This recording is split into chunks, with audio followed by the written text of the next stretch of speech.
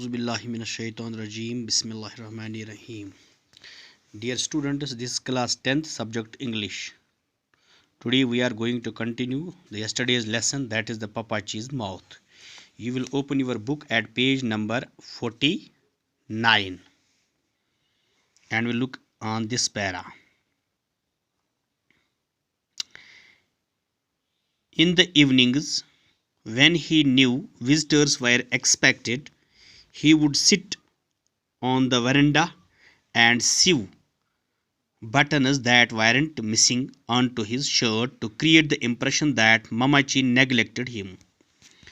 You know, dear students, that Papachi was disgusted with Mamachi. वो इससे नाराज़ था, तो वो क्या कर रहा था, वो शाम के वक़्त अपने वरंडा पे बैठता था और उसको पता था कि वहाँ कुछ लोग आ रहे थे, मेहमान आ रहे थे। तो वो क्या कर रहा था, वो अपने बटन्स को वहाँ सिलाता था अपने कपड़ों में, दैट वेरेंट मिसिंग, हालांकि जो वहाँ फटे हुए नहीं थे, जहाँ जो इस कमीज़ से खोए हुए नहीं थे, फिर भी वो इसलिए बैठा था ताकि लोगों को ये ख्याल हो जाए, इनको वो ये अंदाज़ा हो जाए कि मामा जी इसको नेगलेक्ट कर रही है, इसको नज़रअंदाज कर रही है, in order to create the bad image of the Mamachi in the eyes of the people. To some small degree, he did succeed in further eroding Aimonium's view of the working wives.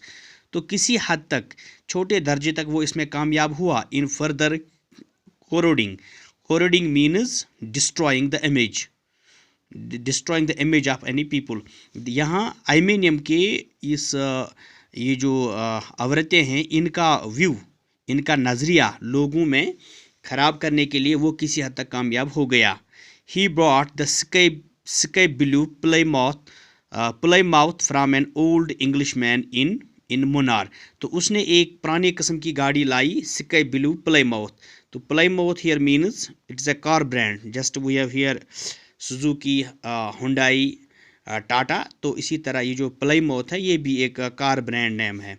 तो इसने एक second hand गाड़ी लाई from an old English man in Munnar से एक second hand की car लाई. He became a familiar sight in आइमेनियम.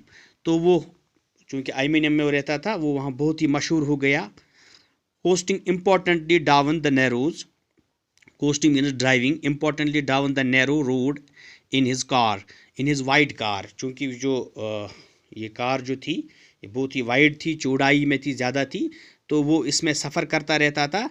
Looking outwardly elegant, तो बाहर से बहुत ही सुंदर दिख रहा था, but sweltering freely inside his civil. चूँकि उसने वूलन सूट, चूँकि उसने ये ऊन का कपड़ा पहना था, सूती कपड़ा ये पहना था, वूलन कपड़ा पहना था, तो इस तरह उसने वो, चूँकि अंदर ही अंदर उसको बहुत ही पसीना आ रहा था. He would not allow Mamachi or anyone else in the family to use it. हालांकि वो किसी को इस कार को इस्तेमाल करने नहीं देता था, और even to sit in it, और बैठने भी नहीं देता था.